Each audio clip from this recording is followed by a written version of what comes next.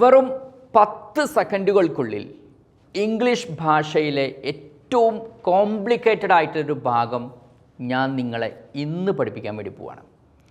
നമ്മൾ സാധാരണ ഒരു ഗ്രാമർ രീതിയിലൊക്കെ ഇംഗ്ലീഷ് പഠിക്കുകയാണെങ്കിൽ ഈ ഒരു പോർഷൻ നിങ്ങൾക്ക് പഠിക്കണം എന്നുണ്ടെങ്കിൽ മിനിമം 3 to 4 മണിക്കൂർ ഏറ്റവും ചുരുങ്ങിയത് നിങ്ങളെടുക്കും. പക്ഷേ സ്പീക്ക് ഈസ് ഇംഗ്ലീഷ് അക്കാദമിയുടെ ഈ 20 കോഡുകൾ യൂസ് ചെയ്തിട്ടാണ് നിങ്ങൾ പഠിക്കുന്നതെങ്കിൽ ഈ ഒരു പോർഷൻ നിങ്ങൾക്ക് പഠിക്കാൻ ഒരു 10 സെക്കൻഡ് പോലും ആവശ്യമില്ല.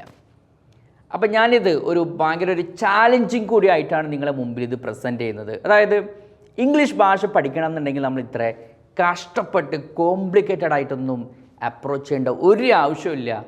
ഈസി ആയിട്ടുള്ള ഒരുപാട് മെത്തേഡുകൾ നമ്മുടെ മുമ്പിലുണ്ട്. അപ്പം ഞാൻ ഇന്ന് അത് വളരെ ചാലഞ്ചിങ് ആയിട്ട് നിങ്ങൾക്ക് മുമ്പിൽ പ്രൂവ് ചെയ്യാൻ വേണ്ടി പോവാണ്. അപ്പം നിങ്ങൾക്ക് മനസ്സിലാകും എങ്ങനെയാണ് ഇംഗ്ലീഷ് പഠിക്കേണ്ടതെന്ന്. അപ്പോൾ നോക്കിയാലോ? യെസ്. അപ്പം നമ്മൾ ഇന്ന് പഠിക്കാൻ വേണ്ടി പോകുന്നത് സാധാരണ ഒരു ക്ലാസ്സിലൊക്കെ പോയി കഴിഞ്ഞാൽ സിമ്പിൾ പ്രസൻറ്റ് ടെൻസ് കേട്ടിട്ടില്ലേ? ടെൻസ് എന്നൊക്കെ പറഞ്ഞ് നമ്മൾ പഠിപ്പിക്കുന്ന വളരെ കോംപ്ലിക്കേറ്റഡ് ആയിട്ടുള്ളൊരു ഏരിയ ആണിത്. അതിൽപ്പെട്ട ആദ്യത്തെ ടെൻസാണ് സിമ്പിൾ പ്രസൻറ്റ് ടെൻസ്. അല്ലേ? ഇംഗ്ലീഷൊക്കെ ഗ്രാമർ രീതിയിൽ പഠിച്ച ആളുകൾക്ക് ഇത് പെട്ടെന്ന് കണക്റ്റ് ആകും. അപ്പോൾ ഈ വിഷയം നമുക്ക് സ്പീക്ക് ഈസിയുടെ ഒരു കിഡിലൻ കോഡ് ഉപയോഗിച്ചുകൊണ്ട് ഞാൻ നിങ്ങളെ പഠിപ്പിക്കുകയാണ്. സാധാരണ ക്ലാസ്സിലൊക്കെ എങ്ങനെയാണ് നിങ്ങളിത് പഠിക്കാമെന്ന് പറയുമോ? WH question plus auxiliary plus subject plus main verb എന്നൊക്കെ പറഞ്ഞ് നിങ്ങൾ ആദ്യം ഫോർമുല പഠിപ്പിക്കും. എന്നിട്ട് അതിൽ WH ഏതാണ്, ഓക്സിലറി ഏതാണ്, ഈ രൂപത്തിലുള്ള വളരെ കോംപ്ലിക്കേറ്റഡ് ആയിട്ടുള്ള മാത്രമല്ല ഇത് പഠിച്ചു കഴിഞ്ഞാൽ നമുക്ക് ഭയങ്കര കൺഫ്യൂഷനാണ്.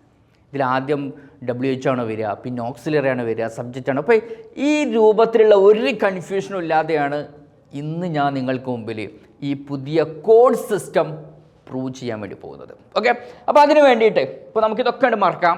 സ്പീക്ക് ഈസിയുടെ ഈ ഒരു ഒറ്റ കോഡ് മാത്രം നിങ്ങൾ ആലോചിച്ചാൽ മതി. കോഡ് ഏതാണ്?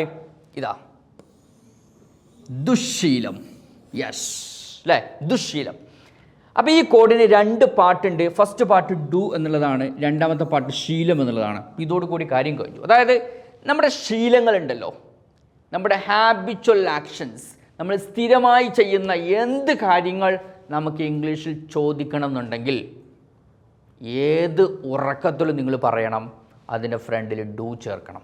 ഒരുപാട് കാലമായില്ലേ നമ്മൾ ഡു പഠിക്കുന്നത് അല്ലേ? അപ്പം ഇനി നിങ്ങൾക്ക് അതിൽ ഒരു കൺഫ്യൂഷൻ ഉണ്ടാകരുത്. ഈ ഒരൊറ്റ കോഡ് ഡു യൂസ് ചെയ്യുന്നത് ശീലങ്ങൾ ചോദിക്കാനാണ്, അല്ലെങ്കിൽ ഹാബിച്വൽ ആക്ഷൻസ് ചോദിക്കാൻ വേണ്ടിയിട്ടാണ്. മറക്കില്ലല്ലോ. അപ്പോൾ നമ്മൾ ഇതോടുകൂടി ഇംഗ്ലീഷ് ഭാഷയിലെ സിമ്പിൾ പ്രസൻറ്റ് എന്ന് പറയുന്ന ടെൻസ് പഠിച്ചു കഴിഞ്ഞു, അല്ലെങ്കിൽ ഡു എവിടെയാണ് യൂസ് ചെയ്യുക എന്നുള്ളത് നമ്മൾ പഠിച്ചു കഴിഞ്ഞു. ഇനി ഒരു ജന്മത്തിലും നിങ്ങൾക്കിത് മറക്കാനും പറ്റില്ല. അതാണ് ഇതിൻ്റെ പ്രത്യേകത. ദുശ്ശീലം വളരെ ഈസിയാണ് അല്ലേ? അപ്പോൾ നമുക്ക് ആരോട് വേണമെങ്കിലും സ്പോണ്ടേനിയസ് ആയിട്ട് നമുക്ക് ചോദിക്കാൻ പറ്റും. സാധാരണ സിസ്റ്റത്തിനൊക്കെ ഏറ്റവും വലിയ കുഴപ്പം എന്താണെന്ന് വെച്ച് കഴിഞ്ഞാൽ പെട്ടെന്ന് നമുക്കിത് ജനറേറ്റ് ചെയ്യാൻ പറ്റില്ല എന്നാണ്. ഓക്കെ, അപ്പോൾ ഞാൻ നിങ്ങൾക്ക് കുറച്ച് എക്സാമ്പിൾ കാണിച്ചു തരാം. അപ്പോൾ നമുക്ക് ഒരാളോട് ചോദിക്കണം, നിങ്ങൾ വാട്സാപ്പ് യൂസ് ചെയ്യാറുണ്ടോ? ഇങ്ങനെ ചോദിക്കും. ഫസ്റ്റ് ഡു ചേർക്കണം, ഡു യൂസ് വാട്സാപ്പ് അല്ലേ? നിങ്ങൾ ഇംഗ്ലീഷ് സംസാരിക്കാറുണ്ടോ? ഇങ്ങനെ ചോദിക്കാം. തുടക്കത്തിൽ ഡു ചേർക്കണം, ഡു യു സ്പീക്ക് ഇംഗ്ലീഷ് അല്ലേ? നമുക്ക് ഒരാൾ ചോദിക്കണം, നിങ്ങൾ കാർ ഓടിക്കാറുണ്ടോ? ഇതൊക്കെ ശീലല്ലേ? ഇങ്ങനെ ചോദിക്കാം. Do you drive car? നിങ്ങൾ സ്മോക്ക് ചെയ്യാറുണ്ടോ? ഇങ്ങനെ ചോദിക്കാം. Do you smoke? നിങ്ങൾ എല്ലാ ദിവസവും നിങ്ങൾ മെയിൽ ചെക്ക് ചെയ്യാറുണ്ടോ? ഇങ്ങനെ ചോദിക്കാം. Do you check your mail every day? Okay, അപ്പോൾ എവിടെ നമുക്ക് ശീലങ്ങൾ ചോദിക്കണം എന്നുണ്ടെങ്കിലും ഒരൊറ്റ കാര്യം ആലോചിച്ചാൽ മതി. തുടക്കത്തിൽ എന്ത് ചെയ്യാം? Do do do. അപ്പോൾ മറക്കാതിരിക്കാനുള്ള കോഡ് ഏതാണ്? ദുശ്ശീലം അല്ലേ? അപ്പോൾ ഞാൻ നിങ്ങളോട് ചോദിക്കാം, നിങ്ങൾ പായസം കുടിക്കാറുണ്ടോ? എങ്ങനെ നിങ്ങൾ ചോദിക്കും? ശീലല്ലേ? എങ്ങനെ ചോദിക്കും? Do you have payasam? Easy. അപ്പോൾ ഇത്രയേ ഉള്ളൂ. അപ്പോൾ നമ്മൾ ഒരിക്കലും ഈ കോംപ്ലിക്കേറ്റഡ് ആയിട്ടുള്ള ഈ ഭയങ്കര കൺഫ്യൂഷൻ ഉണ്ടാക്കുന്ന മെത്തേഡിലേക്കൊന്നും പോകേണ്ട ആവശ്യമില്ല.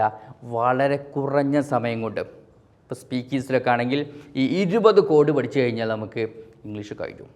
ബാക്കി സമയം നമുക്ക് കംപ്ലീറ്റ് പ്രാക്ടീസ് യൂസ് ചെയ്യാം. അതുകൊണ്ട് തന്നെ വളരെ ഈസി ആയിട്ട് നമുക്ക് ഇംഗ്ലീഷ് സംസാരിക്കാനും ഇംഗ്ലീഷ് ഭാഷയിൽ നമുക്ക് കോൺഫിഡൻ്റ് ആകാനും സാധിക്കും. ഇനി 20 കോഡുകളിലൂടെ ഇംഗ്ലീഷ് സംസാരിക്കാം. Speak Easy English Academy. Spoken English, IELTS and OET. Speak Easy English Academy, your language expert.